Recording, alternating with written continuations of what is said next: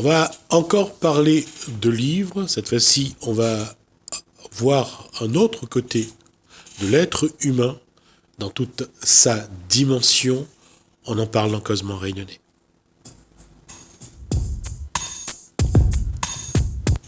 Hélène Langlais, bonsoir. Bonsoir. L'amour rendu visible. Oui. Et bonsoir également à Guy Roger. Bonsoir.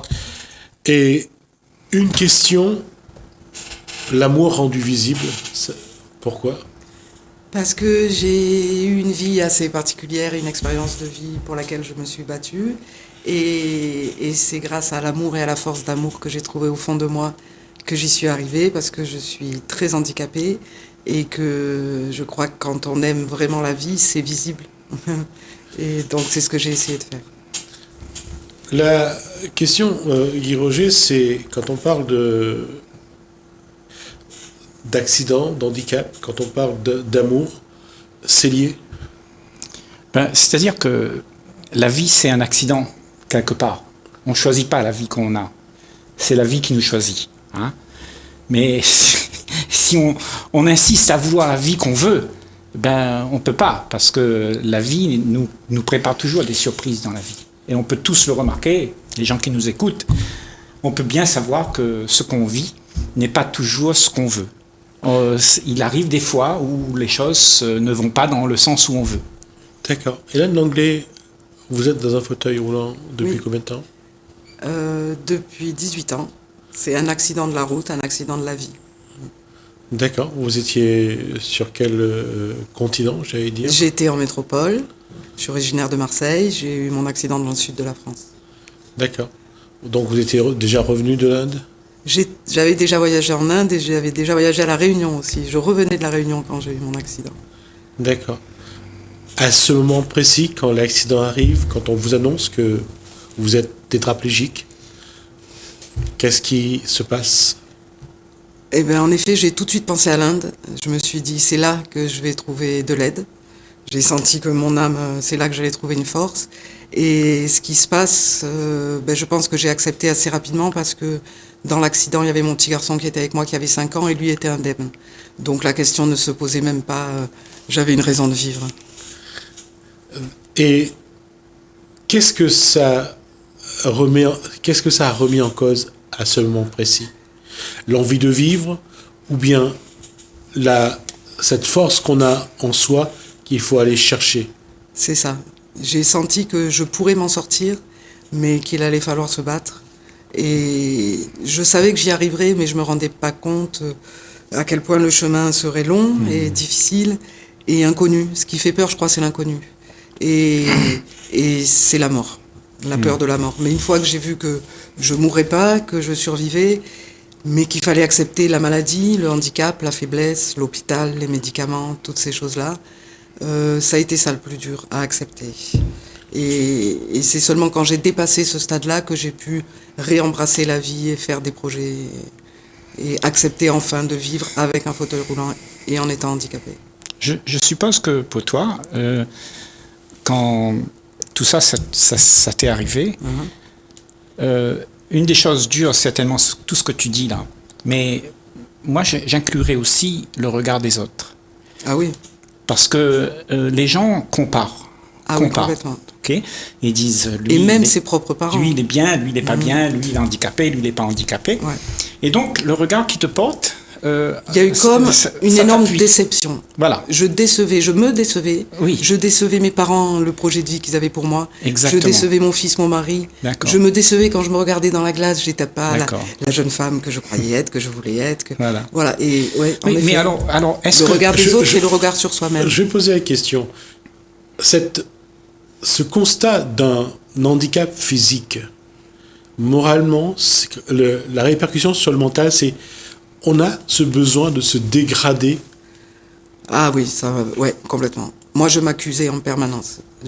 C'est quand je suis sortie de la culpabilité que je suis passée dans la responsabilité. Waouh. Ouais. C'est un jour j'ai compris, au lieu d'être coupable, j'étais responsable. Et être responsable, ça veut dire assumer. Et responsable de ce que tu vis. Être coupable, ça veut dire se flageller et souffrir. À quel moment vous dites qu'il faut passer de la culpabilité à la responsabilité ? Et comment Le jour où mon semer- petit garçon a co- dit qu'il voulait plus m'embrasser parce que j'étais trop triste et que je lui faisais peur. D'accord. On a toujours besoin d'un électrochoc. Ouais, il m'a fallu un électrochoc. Mais celui-là, ça a été un gros, et je me suis rendu compte que j'étais en dépression, j'étais en dessous de tout, j'avais perdu 10 kilos, je ressemblais plus à rien.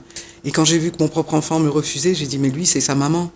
Et c'est là que j'ai dit, mais t'es responsable, t'es pas que toi. T'es toi pour lui, pour la vie, et c'est pour ça que j'appelle ça l'amour rendu visible, parce que tout ce que j'avais au fond de moi, je l'ai mis pour qu'il ait une vie, qu'on ait une vie, voilà, qu'on continue de s'aimer, quoi. Ce séjour en Inde, Oui, la spiritualité, oui, la quête de soi, oui. la recherche de la force intérieure, à quel moment vous avez commencé à Alors, vous dire... comme je dis, je le savais tout de suite parce que j'avais déjà voyagé en Inde et que j'étais déjà sur un chemin spirituel et de connaissance de soi. J'ai baigné dans les livres et la culture étant enfant, et ma mère étant archéologue, j'ai aussi baigné dans les cultures anciennes et j'ai grandi dans les musées. Et donc, dès mon premier voyage en Inde, j'ai été subjuguée et passionnée par la civilisation indienne et les enseignements et la philosophie et tous les maîtres anciens. J'adore ça, les lieux, les sites. Et donc tout de suite, j'ai su que là, je savais qu'il y avait des pays où des hommes font du yoga et vivent 120 ans, où des hommes restent dans des grottes et méditent pendant des années. Donc je savais que là, j'aurais la force de dépasser cette condition humaine.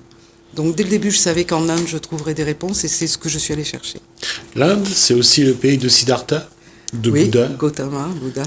Et cette question de, quand on parle de quête de soi, Ouais. ce voyage intérieur, vous êtes également servi de ça en vous disant que il faut aller chercher Complètement. l'énergie. Ah, complètement. J'ai passé les 10 premières années de l'accident dans les livres et dans les temples et dans les lieux de méditation, et seule avec moi-même. Alors, pas vers la religion, mais vraiment vers la spiritualité, la philosophie, l'introspection.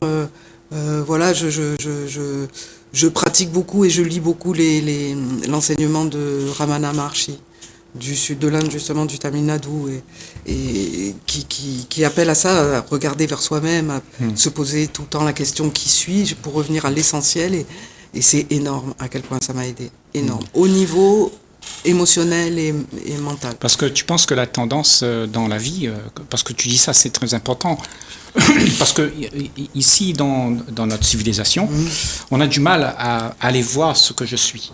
Complètement. On regarde plus ce qu'il y a à l'extérieur. Ce qu'on fait. Voilà, ce qu'on fait, ce qu'on peut avoir, ce qu'on peut... Le faire et l'avoir. Voilà. Et je suis allée chercher l'être. Et pour faire ça, quel a été ton parcours pour sortir du regard extérieur pour aller vers l'intérieur? Le rêve. Je crois que c'est le rêve. Ah le ouais. rêve et l'amour, encore une fois. Ouais. Mon mari et moi, on aime l'Inde, et je me suis dit, de toute façon, je peux plus rien faire. Je suis en accident du travail parce que j'allais travailler. Un travail que j'aimais beaucoup, je peux plus le pratiquer. Donc on s'est dit, allez, de quoi on rêve? Partir en Inde avec l'enfant, et ben on le fait. Voilà. Trouver son rêve et le vivre, quoi. C'est ça. Et justement, la question peut paraître paradoxale, mais je voulais la poser. Entre ce que vous êtes aujourd'hui au niveau mental, Ouais. plutôt, et ce que vous avez été, Ouais, si quand vous faites la comparaison, ouais. J'ai Quel- beaucoup grandi. J'ai rapetissé en taille, je suis assise en fauteuil, mais j'ai beaucoup grandi à l'intérieur. c'est ça que je voulais Ouais. voir, c'est ça, c'est vrai? Et on me l'avait dit dès le début, des gens m'avaient dit, tu verras un jour, tu diras merci. Alors, j'ai un peu du mal à dire merci quand même. mais quelque part, je comprends, quelque part, oui, Cette dimension j'ai accédé que à une vous- dimension de moi-même. Voilà, cette dimension que vous avez atteint, vous avez réussi à atteindre. Voilà, ouais. C'était comme même peut-être un cadeau. Alors peut-être- On m'a donné la possibilité de faire ce travail sur moi. Voilà, il y a beaucoup de gens qui souffrent aujourd'hui, non pas comme toi, Oh, je sais. mais ils souffrent de notre manière. Peut-être Oui, qu'ils ont bien été sûr. battus par leur mari, Bien sûr. ils ont perdu leur emploi, ils ont Pour moi, il n'y a subi qu'une une seule faillite. souffrance, la sienne. Donc, tu es en train de dire que c'est des chocs Ouais, qui vont faire en sorte que tu veux aller dans une autre dimension. voilà, D'accord. ouais. Après, je sais que tout le monde n'en est pas capable. Il y a, Voilà. il y a quand même une chose que je voudrais vous dire, c'est que lorsque ça arrive, que ce soit ce que vient de dire Guy, la perte d'emploi, ou l'accident qui rend Oui.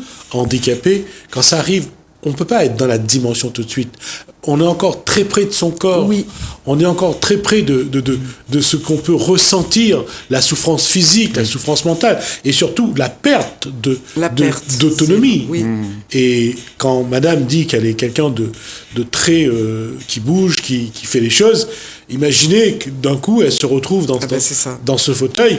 C'est la souffrance. J'ai dû faire le deuil de tout. Elle dit aussi qu'elle a trouvé le refuge dans l'acceptation. Ouais. Parce qu'elle a accepté cette condition.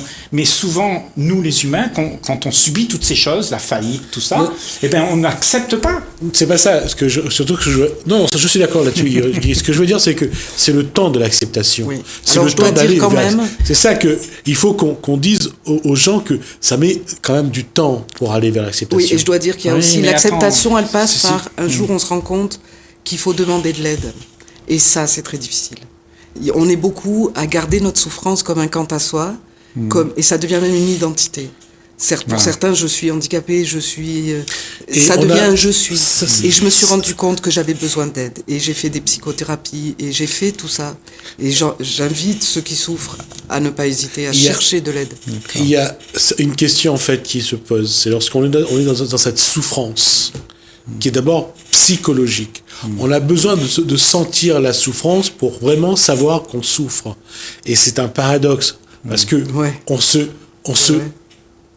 se mortifie, on s'autoflagelle. On se nourrit de notre souffrance. On se nourrit de cette... D'accord.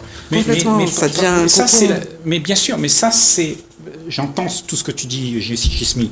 Mais tu vois, dans ce monde, aujourd'hui, tous, on a vécu ça. Ce que tu dis là, beaucoup ont ressenti qu'il leur fallait du temps, ok ?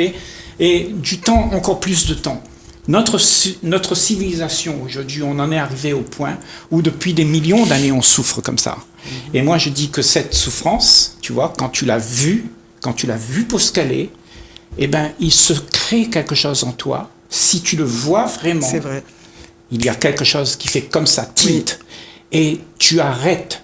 La souffrance prend fin. Tu peux instantanément changer de regard. Alors que le temps te donne l'excuse de cultiver encore la souffrance. C'est vrai. Et on est en train de chercher l'excuse pour toujours pouvoir avoir quelqu'un qui vient nous caresser dans le sens du poil. Guy, je suis d'accord sur cette posture, mais la question, c'est que l'être humain a besoin de temps pour cheminer, a besoin de temps pour comprendre et pour abandonner cette souffrance à un moment donné. Oui, mais le temps n'existe pas. Il peut pas le faire comme ça. C'est fini. Non, mais si, il peut. C'est pas qu'il fait comme ça. C'est qu'il a compris que le temps n'existait pas et qu'il a compris que s'il continue à cultiver cette mortification, eh ben, ça va se faire encore. Et demain matin, quand il va se réveiller, il va lui falloir encore plus de temps. Oui. Et moi, je dis que le temps, c'est ton ennemi. Oui. Non. Non, je ne vais pas dire ça. Je vais dire le contraire. Pourquoi ? Parce que même si je suis d'accord avec ce que vous dites, et je pense que vous avez raison, c'est que l'être humain a besoin de temps pour évoluer. Je sais. Et ça, vous le savez tous. Je veux dire, mais il n'a pas évolué. Oui, tu sais, depuis l'homme de Cro-Magnon, regarde l'homme de Cro-Magnon, au tout départ, il a fait une petite pierre, il a mis pointu, il a tué un maître par-ci, par-là, parce que l'autre l'énervait. Okay ? Il était violent, à ce moment-là. Mais tu crois qu'on a évolué ? On a besoin du temps encore pour évoluer ? Aujourd'hui, on n'a pas évolué. On est toujours mesquin, on est toujours violent. Oui, mais là, je parle pour une blessure faite au corps, faite à l'individu. Ah oui, le temps est Je parle que l'être humain, l'être qui est blessé, qui a son corps qui a changé, il a besoin de le comprendre avant de l'intégrer de nouveau. Oui, mais celui qui comprend, Gismi, soyons clairs. Tu sais, il y a celui qui souffre. Qui est celui qui souffre ? C'est celui qui a une image de soi. Il y a l'image, il y a toute la vie que j'avais. Elle souffre de ne plus être là. Puisqu'il y a eu une transformation, il y a eu un changement. Et cette entité souffre. Mais ce que tu es, en réalité, ne souffre pas. Tu comprends que nous sommes identifiés à l'individu qui souffre. Et nous restons coincés avec ça, à réfléchir comment évoluer cet individu. C'est-à-dire l'ego ne peut pas évoluer. L'ego sera toujours son ego. L'ego va toujours pédaler dans la choucroute, excuse-moi. Oui, je suis comprends. d'accord. Mais je demande à Hélène Langlais, je veux dire, du moment où son corps s'est transformé, elle a eu, cet handicap lui a été imposé. Et il fallait quand même qu'elle ait le temps de passer d'un corps bien sûr, à un autre. Oui, bien sûr, mais... Et ça c'est pas en... Non, et le pire, c'est que je voyais pas ça comme ça, moi. Moi, je voulais tout de suite. Et donc je suis allée très vite, j'ai tout refusé, je me suis rendu compte avec le temps qu'en effet, il fallait que je me donne le temps de revenir dans mon corps. Pour moi, je me suis dit tout de suite, je vais me battre, je vais aller mieux, ça va, on va partir en Inde, ça va aller, je disais à tout. Et puis en fait, j'allais pas bien. Et en fait, en effet, le corps, parce que là, il s'agit d'une blessure physique, il fallait donner au corps le temps de se reconstruire. Ça, c'est entièrement vrai. Et je vais prendre un exemple qui est très simple. Prenez quelqu'un qui a du surpoids, qui est dans l'obésité. Faites-le maigrir de 15, 20, 25 kilos. Oui. Vous verrez que la personne est perdue. Oui. Parce que c'est plus son corps. C'est ça. Oui. Et il faut il faut réintégrer. Voilà, il faut réintégrer un nouveau corps. Voilà. Ouais. Et ça, il faut du temps. Ouais. Et personne ne peut le faire sur un claquement de doigts. C'est pour ça que je disais tout à l'heure que dans l'absolu, vous avez raison. Mais l'être humain a besoin de ce temps. Et c'est là que, pour moi, est intervenu mon travail en Inde. J'entends ce que tu dis, Jesmy, j'entends le temps. C'est qu'en France, justement, on te donne... C'est-à-dire que c'est quelque chose qu'on prend. On prend le temps. On prend le temps. Et ce temps, plus on en prend, plus il va s'élargir. Ce que je suis en train de dire, c'est que ce temps, il faut remarquer que c'est une illusion. On est pris dedans, on est prisonnier dedans. Ça ne veut pas dire qu'il ne nous faut pas du temps, parce que le temps existe, dans le sens où tu le prends. Hein. Mais ça veut dire aussi que ce que tu en fais de ce temps-là, eh ben, c'est libre à toi. Soit tu as peur de changer, et tu as peur, et le temps se perpétue, tu cultives tout ça, ou soit tu arrives à raccourcir l'illusion, ok, et à vivre la vie. Parce que la vie, elle est à vivre. Au bout d'un moment, tu sais, tu peux pas attendre que dès que juste avant que tu mettes le pied dans la tombe, que tu puisses vivre ça. Si tu passes ton temps à souffrir avec le temps, et tu prends le temps, et tu prends le temps, au bout d'un moment, il faut te dire, moi, je veux vivre ma vie quand même. Et tu vois, le problème avec nous, c'est que nous attendons toujours. Donc moi, je dis, le temps, c'est notre excuse. Et on prend toujours plus de temps pour changer. On a besoin du temps pour changer. Oui, d'accord, on a besoin du temps. Mais quand est-ce que tu vas le faire? Est-ce que tu peux le faire maintenant? Parce que le temps n'existe pas. Et maintenant existe. Maintenant existe là. Ok? Voilà. Alors, combien de temps vous avez pris pour écrire cet ouvrage? Alors, je l'ai écrit très vite, en 4-5 mois pendant le confinement, parce qu'il était à l'intérieur et j'avais plus qu'à sortir. Il a d'abord fallu que je vive, il y a 18 ans de vie, entre le handicap et entre aujourd'hui où je peux exprimer et faire le bilan et regarder ma vie et ce que j'en ai fait. Justement, vivre sa vie, comme tu dis, ben voilà, c'est ce que j'ai fait. Et il m'a fallu 18 ans pour pouvoir me poser, et puis aussi un petit confinement là, qui nous a pas laissé le choix de rester à la maison. Et donc, je me suis mis devant mon ordinateur et le livre s'est écrit là, dans l'année 2020. Ah, ça a bien fait ce confinement, alors. Combien de mois vous avez dit? 5 mois. 5 mois. En 5 mois, vous avez retracé ces 18 années? Ouais. Bon, 5-6 heures par jour à ma table de travail quand même, mais oui. Et justement, qu'est-ce que vous en avez ressenti et qu'est-ce qu'il en reste? Mais je crois que ça m'a libérée. Ça m'a libérée. J'ai besoin de passer encore une fois une autre vie, parce que la vie, c'est que plein de petites vies, je pense. Et ça m'a permis aussi de faire le deuil, voilà, de mon fils a grandi, toute cette histoire, c'est avec lui, enfin voilà, de passer à autre chose. Maintenant, je veux reprendre ma vie de femme, la mienne, et cette histoire-là, du handicap et tout, fallait que je la mette à plat devant moi, bien l'expliquer, la nommer, mettre des noms sur les choses, et l'identifier, pour m'en libérer. Oui, libérer. Ouais. Et quand tu es libre, tu peux vivre. Oui. Vivre libre. Tu peux vivre la vie qu'il y a, et pas la vie que tu aimerais, la vie qu'il y a. Oui, tout ça maintenant, ça n'a plus d'importance. Voilà. Maintenant, j'ai juste envie de vivre et d'aimer les gens que j'aime et de profiter. Et je m'inquiète plus et je prends ce qui vient et voilà. Et si je suis malade, je suis malade. Voilà, c'est comme ça. L'amour rendu visible, donc ce premier ouvrage. Là, il y aura une suite? Ouf. Il y aura ma vie déjà. Et Ou la peut-être, vie- oui, parce que j'ai ou pris la le vie goût de du- l'écriture. Ou la vie de quelqu'un, c'est pour ça que je Voilà, pose la c'est ça. question. Ou peut-être juste de la philosophie ou des essais. Ou voilà. Parce Où est-ce que qu'on peut Guy trouver Roger- tes livres? Important. On peut les trouver à la librairie Autrement de Saint-Pierre et bientôt de Saint-Denis, à la médiathèque de Saint-Joseph parce que je viens d'y faire une signature, et sinon sur Internet via Fnac, bon, Amazon, je voulais pas le dire mais je le dis quand même, et tous les sites de librairie. Alors, il faut demander quoi sur Internet? Alors, L'amour rendu visible, L'amour Hélène rendu Langlais, visible. et sinon, évidemment, chez mon éditeur, 9 éditions. Et ils ont un site, 9editions.com, tout D'accord. simplement. Et je dois signaler que mon éditeur est lui aussi en fauteuil roulant, tétraplégique. Donc Ah. c'est une œuvre un peu spéciale. Donc commander auprès de l'éditeur plutôt qu'auprès d'Amazon, c'est aussi faire ce geste de D'accord. voilà Et on a d'acceptation. Juste une question, c'est la dernière question faite. Il parlait de liberté. Oui, liberté chérie. C'est ce que vous avez réussi à avoir, Oui. vous êtes d'être libre. Oui, et c'est ce que je cherchais.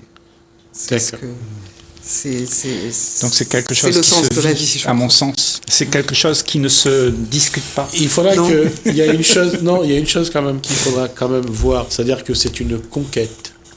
Oui, Conquête la liberté? Oui, c'est une conquête. ou une reconquête, parce que je pense qu'on est libre, qu'on est né libre, comme disait Voilà, Rousseau. il faut aller la Mais chercher. il faut aller la rechercher. Et oui, mais il faudrait. Enfin, on Oui, c'est pourra ça. en discuter dans Je une vais qu'il a émission. dit. Ah, d'accord. Vous êtes parti sur un terrain glissant. Hélène Langlais, donc je rappelle donc son livre L'amour rendu visible. Donc Je voudrais juste donner une allez-y. petite.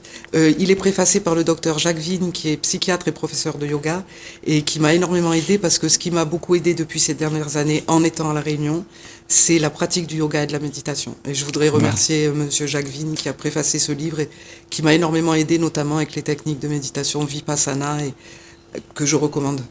D'accord, d'accord. Voilà, elle aura aussi rendu l'amour visible sur ce plateau. Merci Merci. Hélène Langlais, merci Merci à Guy vous. Roger. En tout cas, Merci Guy. ça a été un plaisir d'échanger. J'ai J'espère que partagé. vous aurez Ouais. l'occasion de vous revoir sur ce plateau pour voir d'autres sujets et voir un petit peu comment ça avance. Merci à vous deux. Merci à vous de nous avoir suivis. Merci Hélène, merci François. À bientôt.